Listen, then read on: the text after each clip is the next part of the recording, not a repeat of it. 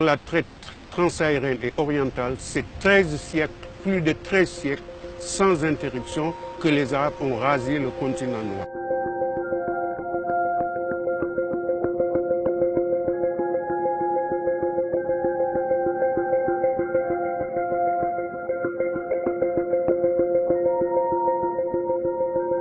Il n'y a pas de degré dans l'horreur, ni de monopole de la souffrance ou de la cruauté.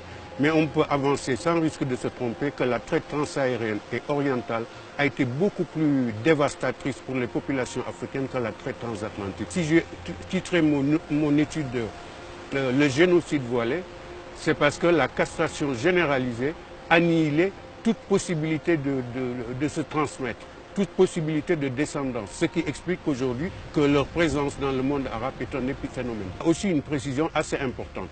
Quand je dis arabo-musulman, cela ne veut pas dire que j'essaie de réduire des peuples à leur religion ou à leur culture. Vous savez, vous avez aujourd'hui entre 400 et 500 millions de musulmans en Afrique. On dirait que la plupart des intellectuels musulmans hésitent à aborder cette page de notre histoire, une page douloureuse que non seulement les chercheurs arabo-musulmans auraient dû ouvrir, mais les intellectuels africains hésitent. Ce qui se passe en Libye aujourd'hui avec des marchés d'esclaves africains, c'est tout simplement une sorte de continuité dans le traitement que les arabo-musulmans réservaient aux Africains. Puisqu'aujourd'hui encore de nos jours, on estime à 45 millions le nombre d'individus qui sont encore asservis.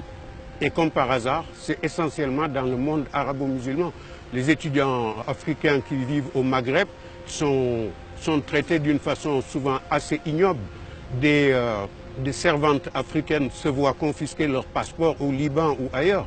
À force de taire un crime, il risque de se répéter exactement comme disait Elie Wiesel.